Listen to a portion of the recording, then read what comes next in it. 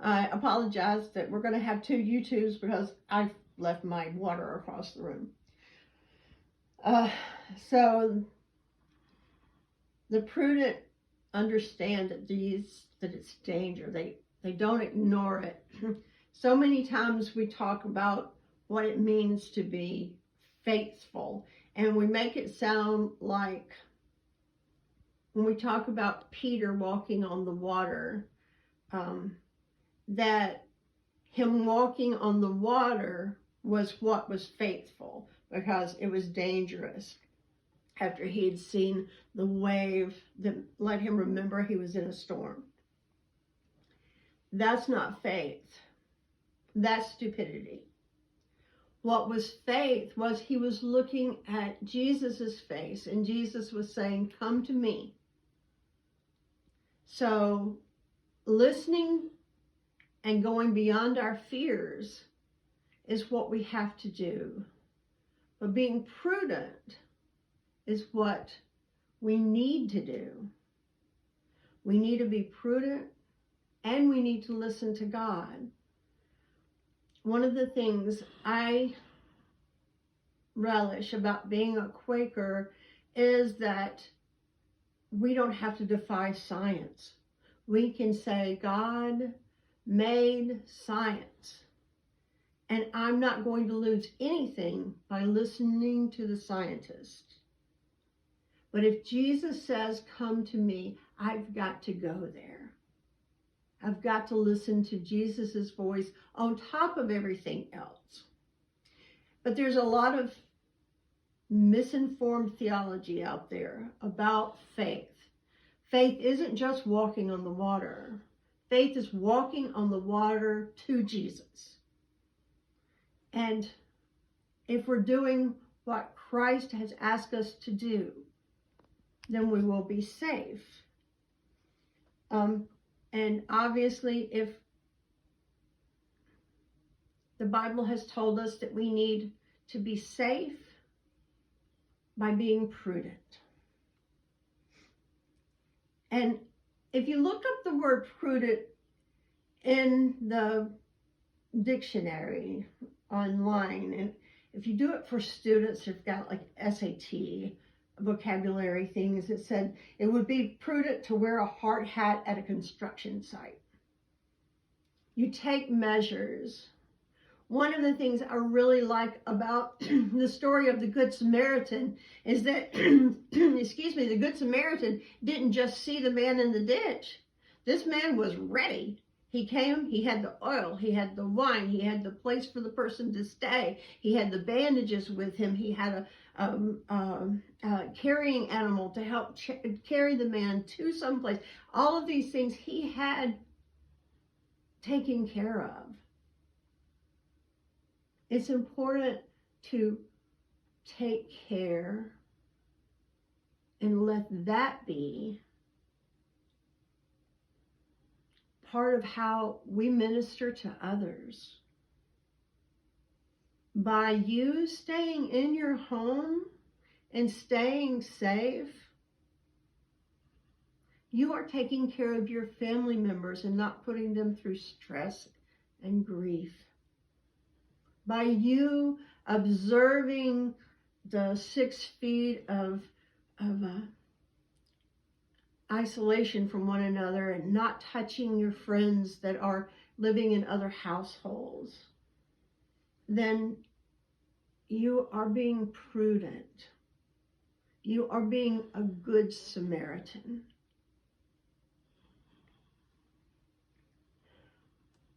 For our youth, they can see, think of prudence as anytime you see a caution sign.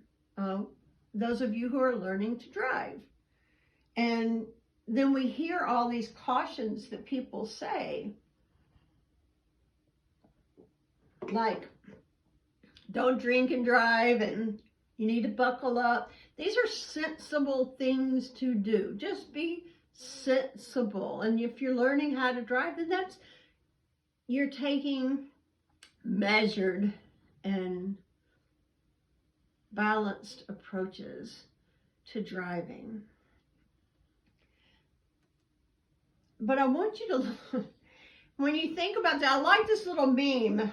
It has Jesus saying, "Hey, Debbie, it's the Lord. Listen, you need to stop telling Facebook that your health is in my hands. You're going to have to wash your hands and quarantine with everyone else, okay?" Because Jesus wants you to use the head that his dad gave you to make good decisions, and that is faith.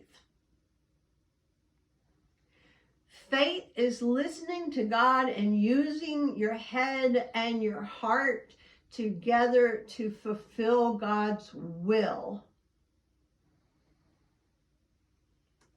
We all know the line from Forrest Gump as he let his friend know and his future wife know that stupidity is not just that when you are doing something that you want to do. Stupidity is ignoring common sense. And right now we need to use our sensibilities and our common sense. And that's hard to do because this has made me really anxious. I have been so anxious. I've had trouble sleeping. Even when I'm praying, I'm having trouble concentrating. I don't know how it's affecting other people, but I am so not into being closed into a house for too long of a time. And this is just the first week, so, or the second now. And we got a long way to go. So in all that we do, no matter how anxious we are or how careful we don't want to be, we have to be prudent. We have to use Quaker sensibility. We have to use love and grace and be as patient as possible. If you want to reflect on a New Testament verse that is about this, Romans 12:2 has been misconstrued for so many years, but it says, don't try to think like the world thinks.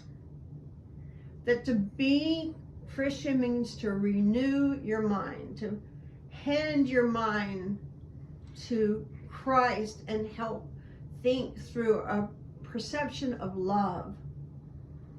Have you ever had somebody you just could not understand why in the world they were doing what they were doing?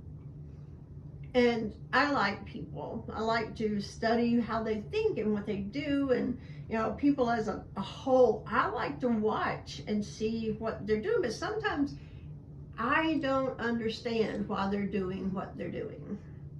And they come from a perspective that I don't have. So sometimes I not only want to know what they're thinking and how they're thinking it, but what led them to that. And that's what that means by renewing your mind. You're handing it to God, and God's making it brand new to reprogram so that we can think more through the eyes and the mind of love and goodness and righteousness. It says, then you will be able to test and approve what God's will is. His good, pleasing, and perfect will. It's hard to know what God's will is if you're used to bouncing it off of other people right now, if you've got to be in isolation. Know that God can come, is there with you. Sense God's presence and the sobering of your mind. That's Romans 12:2. And we break it down like this.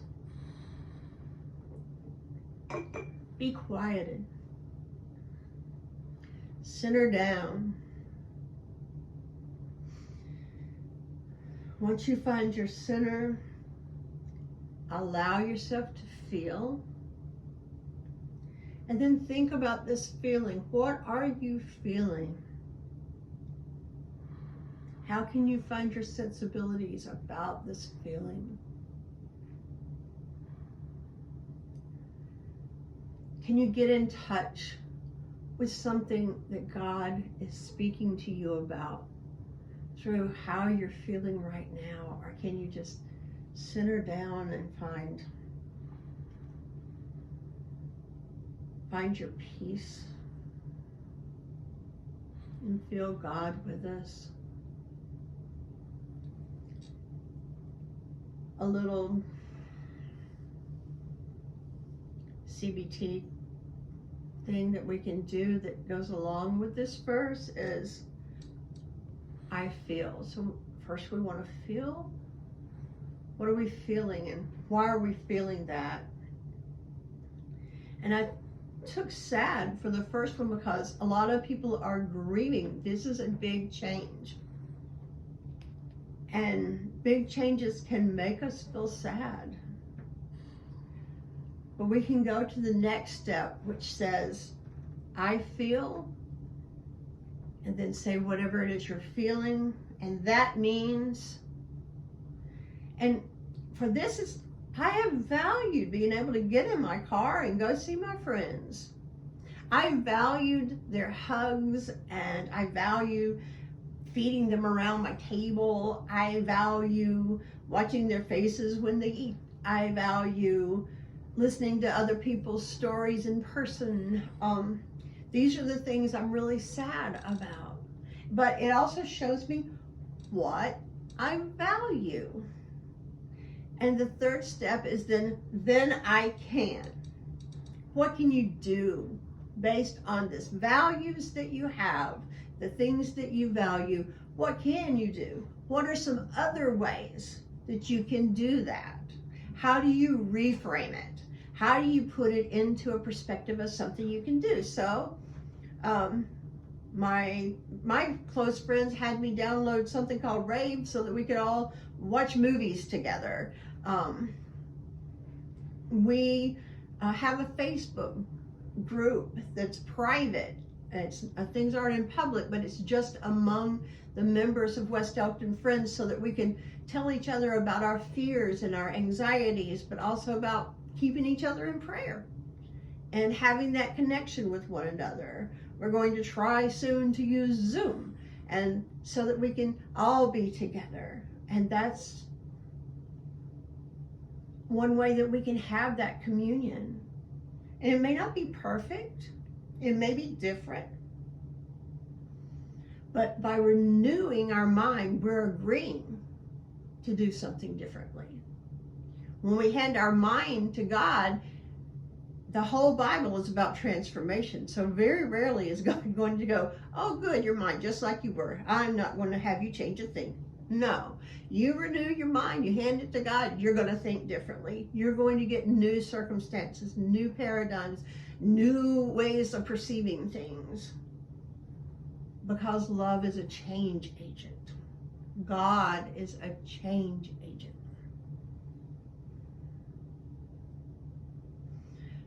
So, as we go into silent worship today,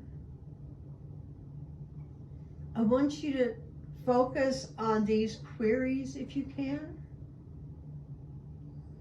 What are you learning about yourself from your emotions or how you're handling a situation?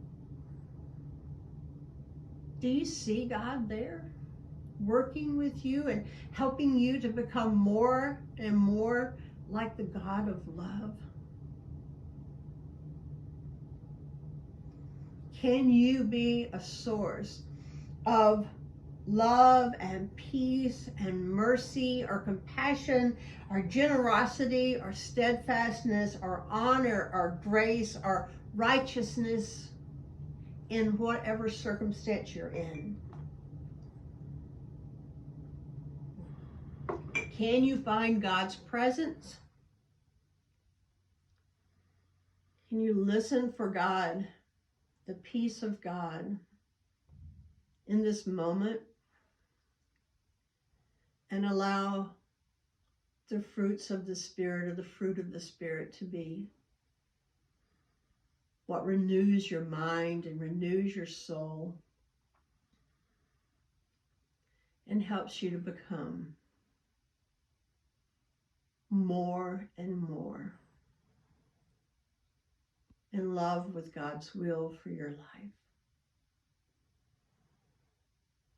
Thank you, and may God bless.